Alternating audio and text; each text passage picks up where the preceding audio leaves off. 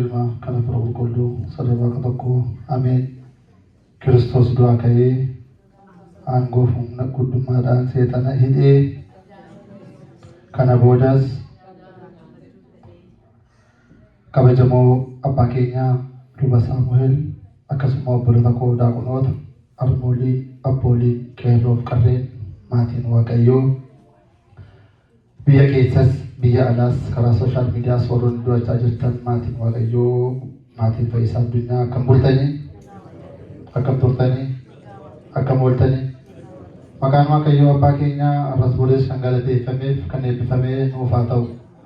Akkasuma maqaa isaa waamnee maqaa ishee kan hin dagagne haadha Waaqayyoo dubaroo Maariyaam kan galateeffamteef kan eebbifamtee nuuf haa taatu. Egaa hundumti keessanii baga geessanii baga raaftanii egaa ayyaanota baay'ee ture ayyaana waggaa ture ayyaana Fayyisaa Addunyaa ture raaftanii turne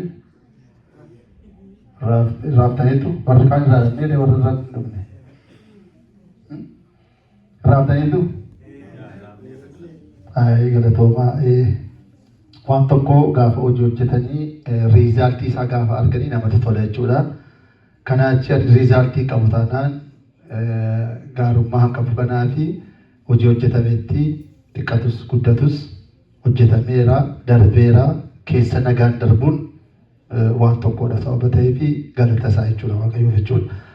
Egaa akkuma beekamu sagantaa keenya sirna kidaanii nu geggeeffameera nu saaqameera amma kanatti taasisuudhaan faarfannaa tokko mana keessaa faarfannee gara faarfattoota guyyaa har'aatti dabarra jechuudha. Waaqayyoo hunduma keenyaa wajjin haa ta'u.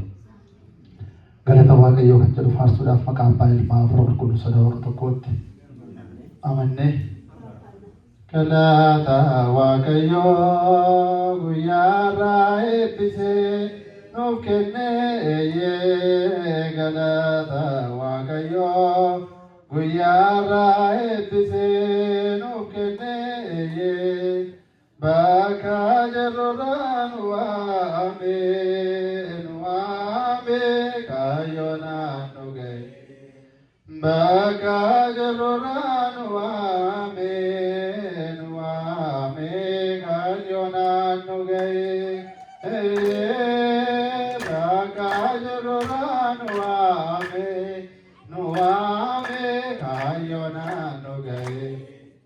Baka jirurraa nu waame kaayyoonaan nu ga'e. Galata Waaqayyoo guyyaa har'aa eebbisee nuuf kennee galata Waaqayyoo guyyaa har'aa eebbisee nuuf kennee baka jirurraa nu waame.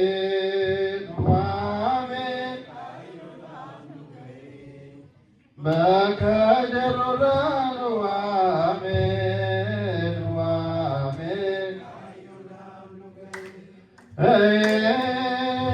baka jirurraa nu waame kaayyoonaan nu ga'e baka jirurraa nu waame kaayyoonaan nu ga'e.